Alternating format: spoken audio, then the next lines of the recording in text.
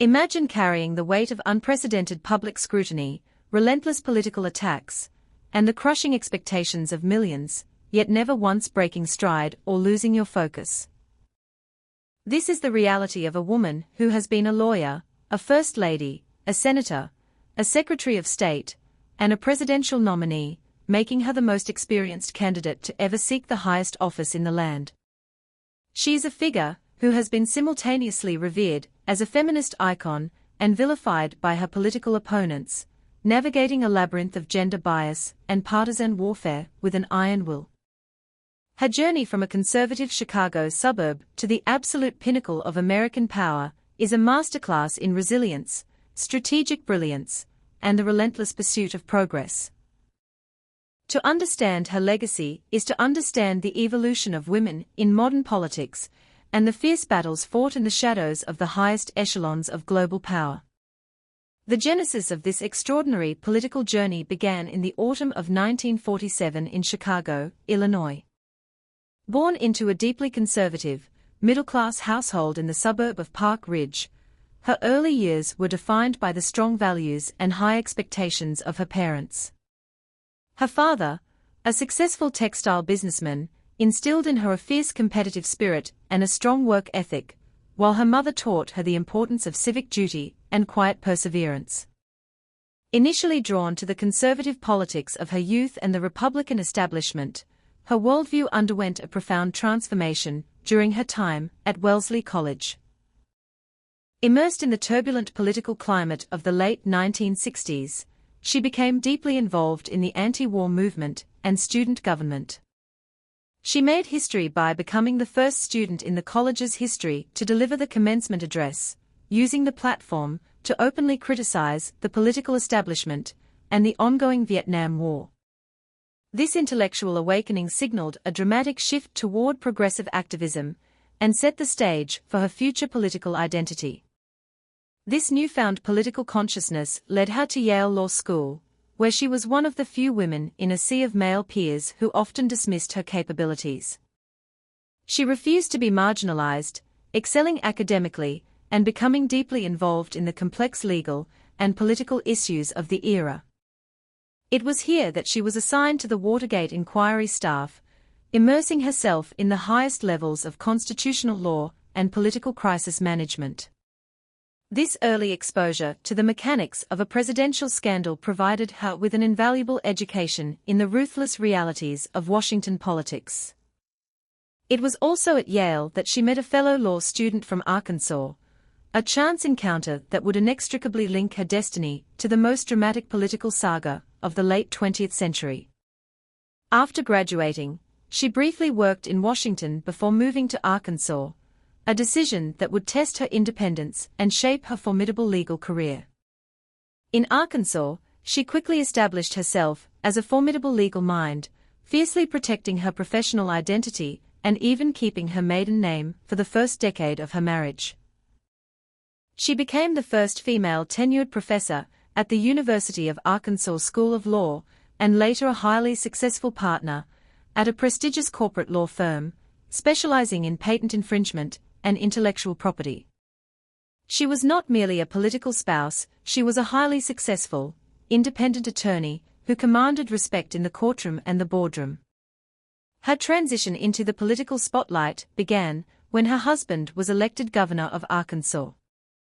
As the First Lady of Arkansas, she took on an unusually active role in state policy, chairing a crucial education reform committee and advocating for rural healthcare initiatives. This hands-on approach to governance set the stage for her national debut, proving that she was a policy architect in her own right, not just a ceremonial figurehead. When her husband was elected President of the United States in 1992, she completely redefined the role of the First Lady, breaking centuries of tradition and protocol. She was given an actual office in the West Wing and a staff of her own, officially participating in the daily operations of the executive branch. She was tasked with leading the administration's ambitious effort to overhaul the American healthcare system, a monumental challenge that required navigating a complex web of insurance lobbyists, congressional committees, and public skepticism. Although the initiative ultimately failed to pass Congress due to fierce opposition and a highly coordinated political campaign against her, it demonstrated her unparalleled policy expertise and her willingness to tackle the most intractable domestic challenges. Beyond healthcare, she was a tireless advocate for children and families, championing the state children's health insurance program and adoption reform. She also became a powerful voice on the global stage, most notably delivering a historic address at the United Nations Fourth World Conference on Women in Beijing, where she declared that human rights and women's rights are fundamentally inseparable. This speech cemented her status as a global champion for gender equality and women's empowerment. Following her time in the White House, she refused to fade into the background or accept the traditional retirement expected of former First Ladies. Instead, she ran for the United States Senate in New York, becoming the first First Lady to hold elected office. She won a hard-fought victory, establishing her own political base independent of her husband's immense popularity. In the Senate, she developed a reputation as a hard-working, detail-oriented legislator who focused on pragmatic, bipartisan issues. She secured billions of dollars in federal funding for the recovery of New York after the September 11th attacks, championed the health of first responders, and served on the Armed Services and Foreign Relations Committees. Her tenure was marked by a fierce dedication to her constituents and a growing mastery of the complex legislative process. She also cast the highly controversial vote to authorize the use of military force in Iraq, a decision she would later deeply regret, and that would become a major point of attack in her future presidential campaigns, highlighting the intense scrutiny she faced for every political choice. Her ambition for the highest office led to her 2008 presidential campaign, a historic, grueling primary battle that tested her resilience to the absolute limit. Although she ultimately lost the nomination to a young senator from Illinois, her campaign shattered numerous barriers, bringing issues of women's rights and healthcare to the forefront of the national conversation. Recognizing her immense experience and global stature, the newly elected president appointed her as the Secretary of State. In this role, she traveled over 1 million miles, visiting more than 100 countries and navigating the complex, often dangerous landscape of modern diplomacy. She championed the pivot to Asia to counterbalance rising regional powers, managed the fallout of the Arab Spring, and worked tirelessly to advance the rights of the LGBTQ community globally.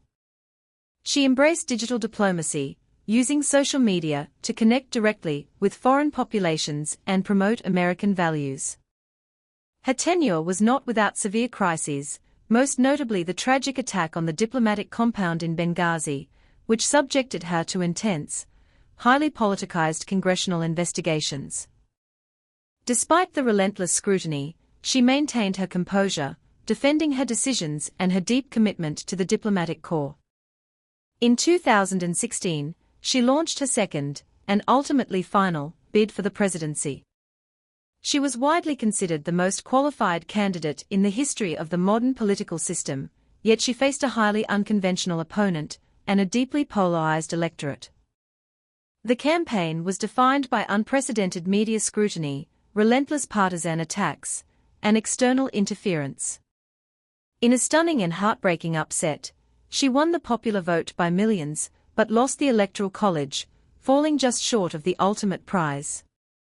In her concession speech, she spoke directly to the young girls watching, assuring them that the ultimate barrier was indeed cracked, even if the final breakthrough remained just out of reach. Since leaving the public stage, she has remained a highly influential figure, authoring best-selling memoirs, supporting Democratic candidates through her Political Action Committee, and continuing to advocate for the issues she has championed throughout her life. She has also focused on mentoring the next generation of female leaders, ensuring that the path she cleared remains open for those who follow.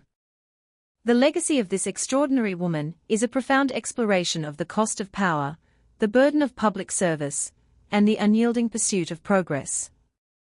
She has navigated the treacherous waters of a male-dominated political establishment, survived countless scandals and investigations, and consistently broken barriers that were deemed unbreakable.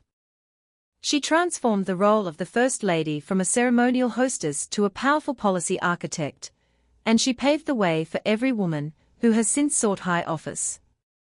From the conservative suburbs of Chicago to the highest levels of global diplomacy, her journey is the ultimate American epic, a story of a woman who refused to be confined by the expectations of her time, choosing instead to forge her own path and leave an indelible mark on the history of the nation.